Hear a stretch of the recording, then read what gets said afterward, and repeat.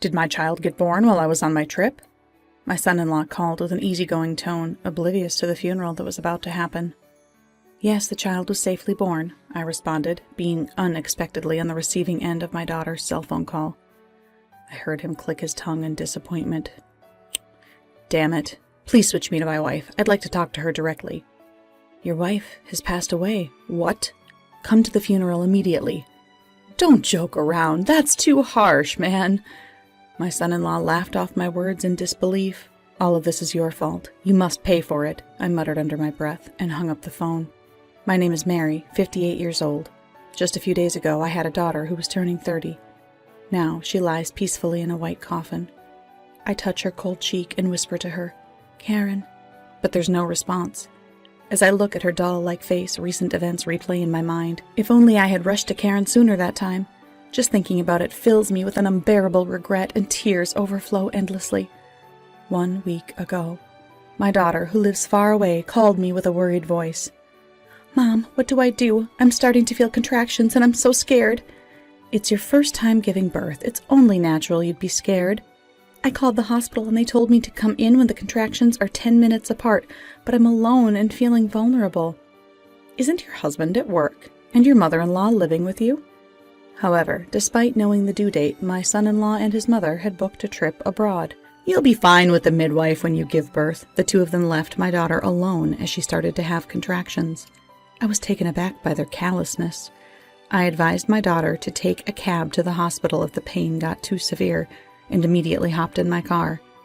It's strange that my usually lively daughter to sound so down. My house is about a 3-hour drive from where my daughter lives. But of course, I got stuck in traffic, and it ended up taking me 5 hours to get there.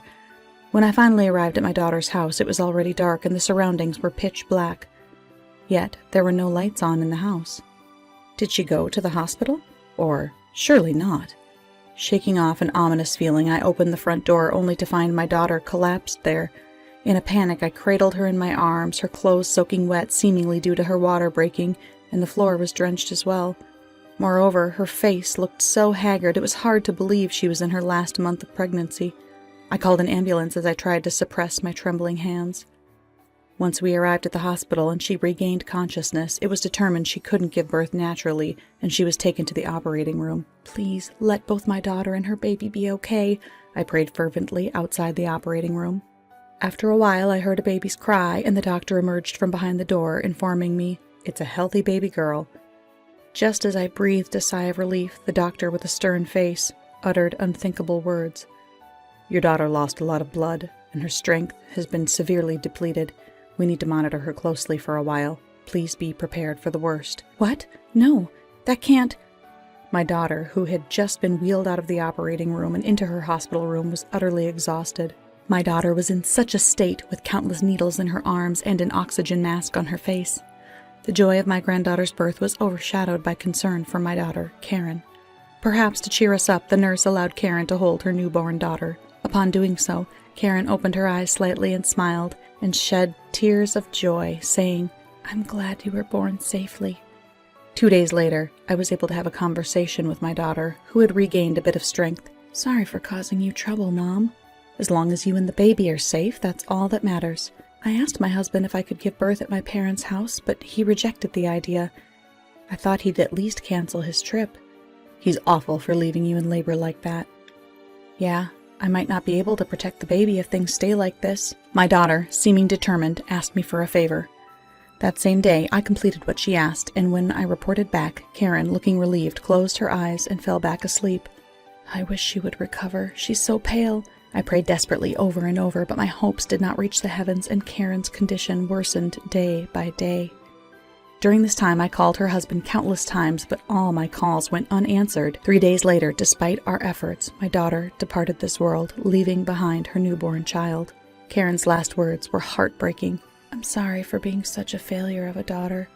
Please protect the baby, Mom." She wasn't the type to say such things. "Karen, I'm sorry I couldn't get to you sooner." My heart was overwhelmed with grief and pain at losing my precious daughter, but I couldn't just wallow in sorrow. I made countless calls to my son-in-law's mobile phone to inform him of Karen's death, but he never picked up. In sheer desperation, I headed to my daughter's home to look up the phone number of the hotel she was staying at during her trip. While there, searching for anything like an itinerary, I stumbled upon my daughter's diary in a drawer. What in the world?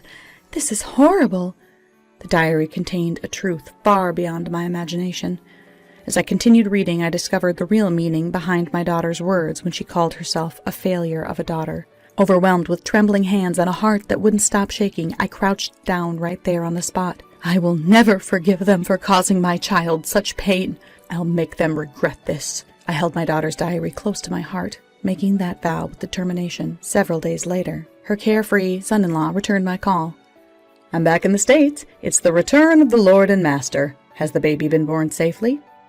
Yes, the baby is full of life. This is my wife's phone, right? The voice seems different. Oh, you're right. It's been a while, Richard. I'm Karen's mother. Oh, it's my mother-in-law. You should have said so sooner. Hurry up and let me talk to Karen. I'm afraid I can't do that. Our daughter has passed away. What? It's your fault for leaving her alone when her labor started. She's dead? Don't joke around. The funeral is about to start. If you feel any remorse, come right now. I just informed him of the location of the funeral and immediately ended the call. He rang back immediately, but I didn't want him disturbing my farewell to my daughter, so I ignored him and turned off my phone.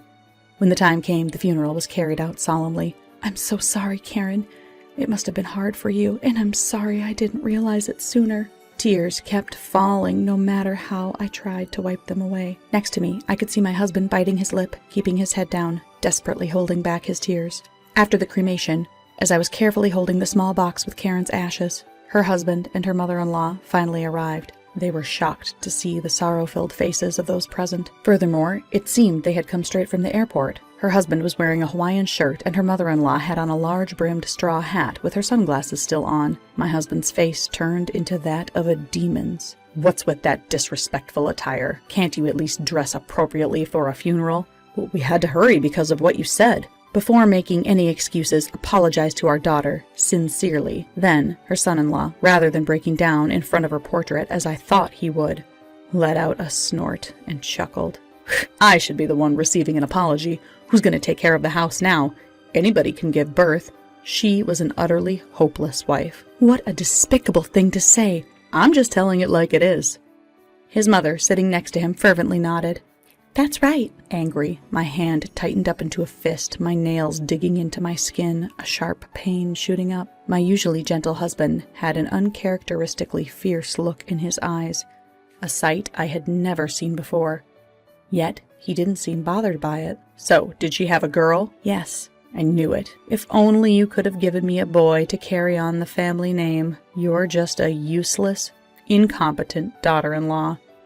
I gritted my teeth, suppressing the urge to lash out at him. I don't need the kid. Raise it yourselves. That was the plan from the start. Besides, you and Karen's divorce was already finalized. What?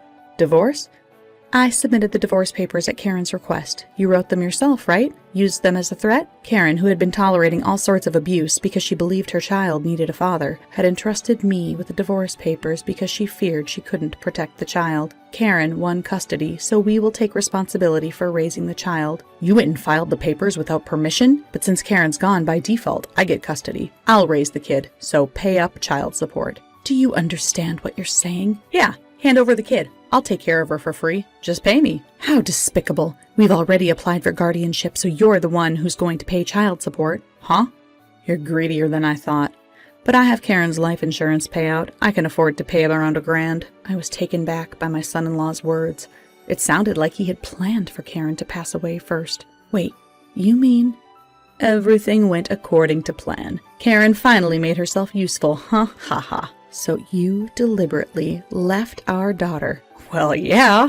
I was so shocked I nearly collapsed, but my husband caught me in the nick of time. Even he was shaking his shoulders in disbelief, whispering, I can't believe it. The relatives around us started to whisper and exchange glances. When I told my mother-in-law the baby was a girl, she yelled at me, You can't even give me a grandson. You're such a useless daughter-in-law. My husband told me, You're a total failure. A hopeless woman. Disgusting. I was really sad, but I thought they'd love the baby once she was born, so I have to endure it for now. I took my daughter's diary out from my bag and began to read. In the scorching midsummer sun, my mother-in-law made me go shopping. When I got back, she immediately made me pull weeds from the garden. She kept ordering me around, even making me redo dinner if she didn't like it. I don't know what to do.